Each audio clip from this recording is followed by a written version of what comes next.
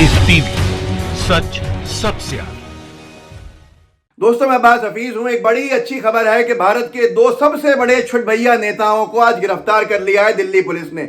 Delhi police ने इस देश के दो सबसे बड़े छुटभैया नेताओं को पकड़ा है। एक का नाम है कपिल मिश्रा, दूसरे का नाम आप शायद जानते नहीं होंगे, उसका नाम है बग्गा।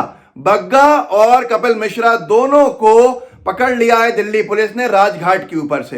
राजघाट को सुनने में आया अपवित्र करने पहुंचे थे वहां पर, और लोगों को गुस्सा भी उसमें सोशल मीडिया पे दिखा। अर्नब गोस्वामी के समर्थन में कपिल मिश्रा और तजिंदर पाल बग्गा, ये दो छुटभैया नेता हैं जिनकी कोई पोजीशन नहीं है। अपने चुनाव भी हार गए थे, बीजेपी ने टिकट दिया।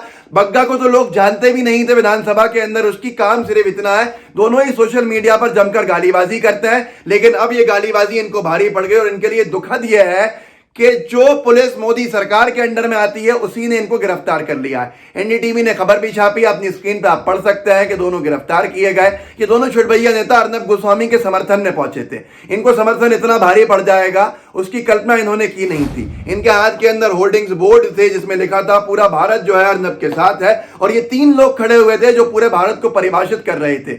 इतने छुटभैया हैं कि इनके साथ लोग भी नहीं हैं, और ये वो हैं जिन्होंने दिल्ली दंगों को भड़काने में कोई कसर नहीं छोड़ी थी। अच्छी बात यह है कि कपिल मिश्रा आखिरकार दिल्ली दंगों का जो मुख्य, मैं कहूंगा, निर्माता कह लीजिए, जो भी कह लीजिए, मास्टरमाइंड कह लीजिए, क्योंकि ऐसी बयानबाजी, गंदी बयानबाजी की थी।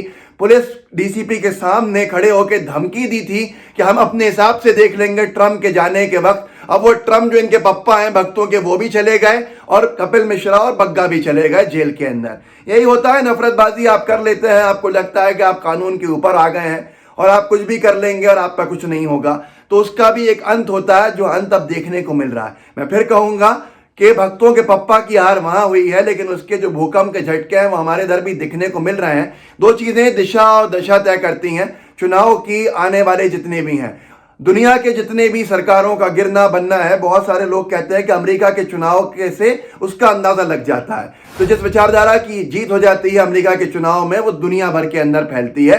नफरतबाजी की हार अमेरिका में हुई है, तो दुनिया भर के अंदर भाईचारा और एकता वाली विचारधारा जो है, जोड़ने वाली, उसका शुरुआत वापस हो गई है और नफरतबाजी की हार की शुरुआत हो गई है। भारत में कहा जाता है कि बिहार के चुनाव दिशा तय करते हैं आगे आने वाले हर चुनाव की। वहां पर भी आपने एग्जिट पोल में देख लिया है कि नफरतबाजी की जम के हार हुई है, और उसी का परिणाम है कि कपिल मिश्रा और बग्गा जैसे छुटभैया नेताओं को भी अब गालीबाजी से रोक कर इनको पकड़ के और भेज दिया गया है गिरफ्तार करके। तो ये सारी चीजें हैं। मुझे हैरत होती है, एक ट्विटर पे एक साथी ने बड़ा अच्छा लिखा था, फंगस्टर नाम से पैरोडी अकाउंट चलाते हैं, अंग्रेजी में लिखा था, जिसका मतलब ये था, उन्होंने कहा था कि कपिल मिश्रा और बग्गा, तुम दोनों को अर्नब से इतनी ही सहानुभूति थी तो अर्नब के पास जाके बंबई के अंदर ये प्रदर्शन करते। दिल्ली में किया, सिर्फ जेल गए कुछ वक्त के लिए, बंबई जाते तो कम से कम अर्नब से मुलाकात भी हो जाती और अर्नब के सेल में भी डाल दिए जाते। इन छुटभैयाओं की कोई हिम्मत नहीं है, कोई ताकत नहीं है। ये सिर्फ बकवास कर सकते हैं और खूब जम के बकवास कर सकते हैं, आए दिन कर सकते हैं। सोशल मीडिया के छुटभैया नेताओं का यही हाल है। लेकिन जब कानून अपनी कार्रवाई करता है तो कितना ही आपको संरक्षण प्राप्त हो, आपको अच्छे से आपका इलाज भी कर दिया जाता है।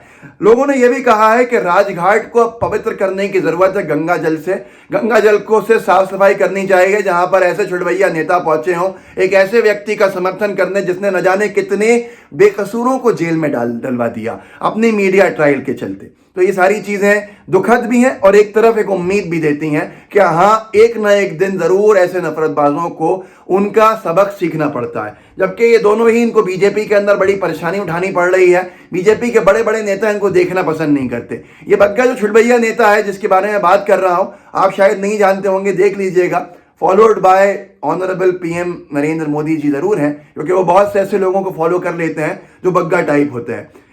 असल में क्या हुआ था कि एक ऐसा व्यक्ति है जिसका नाम तेजस्वी सूर्या है, उन्होंने ट्विटर पे गालीबाजी करते करते, नफरतबाजी फैलाते फैलाते सांसद का टिकट भी ले लिया, चुनाव भी जीत गया और भाजपा के युवा मोर्चा के अध्यक्ष भी बन गए।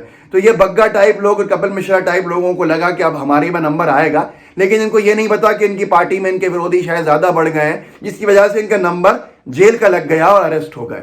अब यही नफरतबाजी चलती नहीं है, और आप में से बहुत से लोग जो बग्गा को कुछ लोग जानते होंगे, तो ये दिल्ली की बीजेपी का प्रवक्ता है, था, है नहीं था, कैसे कि अब जब नई कार्यकारिणी बनी दिल्ली बीजेपी की तो उसमें इसको प्रवक्ता लायक भी नहीं छोड़ा, क्योंकि लोगों ने कहा कि अरे भाई ये तो सोशल मीडिया का नेता है, सोशल मीडिया में मुजोरी करता है, इसका क्या काम हमारी पार्टी के अंदर।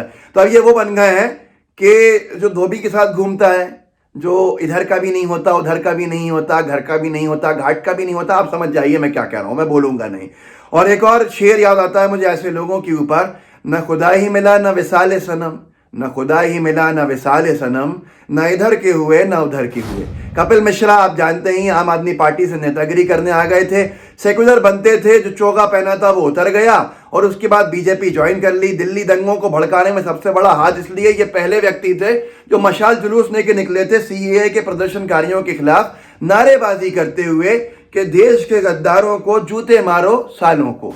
अब ये सारी चीजें जब की उसके बाद इन्होंने एक जगह पे जाके अपना बयान दिया, भाषण दिया और वहां पर ये कहा कि अगर आपने पुलिस ने नहीं हटाया तो हम आपकी भी नहीं सुनेंगे और हम अपने हिसाब से कर लेंगे। उसके बाद लोगों ने देखा कि वहां के दंगे भड़क गए, दंगे भड़के तो कपिल मिश्रा के नाम आने लगे। बहुत सारे लोगों ने नामजद एफआईआर करानी चाहिए, कपिल मिश्रा को संरक्षण मिला हुआ था, वाई सिक्योरिटी दे दी ताकि और इनके हौसले बुलंद हो जाएं। लेकिन बीबीसी तक ने राम माधव जी से जब अपना इंटरव्यू लिया तो उसने पूछ लिया कपिल मिश्रा किस तरह के बयान दे रहे हैं, ये छुटभैया नेता आपके कपिल मिश्रा ये कैसे बयान दे रहे हैं कि ये बीजेपी की विचारधारा है या बीजेपी की लाइन है, ये क्या है, ये पार्टी लाइन थी आपकी। तो उसके ऊपर वो बगले झांकने लगे, उनके पास कोई जवाब नहीं था। और यही कपिल मिश्रा के साथ ये हुआ कि जब ये चुनाव में उतरे तो बहुत बुरी तरह चुनाव हार गए। दिल्ली दंगों के ऊपर मांग उठने लगी कपिल मिश्रा पे एफआईआर होनी चाहिए। दिल्ली के हाईकोर्ट के जज साहब ने उनका वीडियो प्ले कर दिया कपिल मिश्रा का पुलिस के सामने। क्या इस बयान पे एफआईआर नहीं होगी?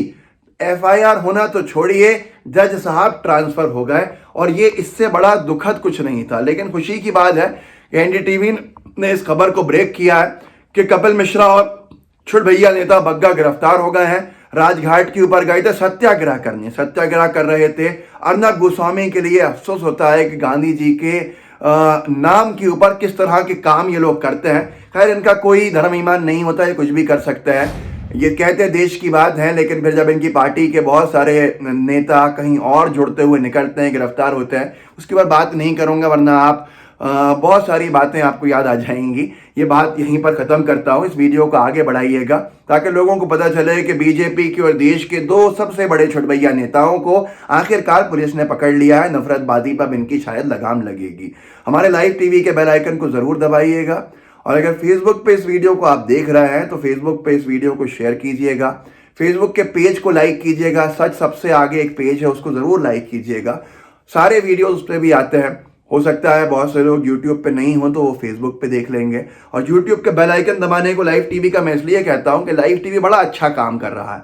आप अगर इनको सब्सक्राइब करने के साथ बेल आइकन दबा देंगे साथ में, तो आपको जो भी ये लाइव टीवी का प्लेटफॉर्म वीडियोस डालेगा वो आपको नोटिफाई होता रहेगा, नोटिफिकेशंस मिलते रहेंगे, आप कुछ मिस नहीं करेंगे।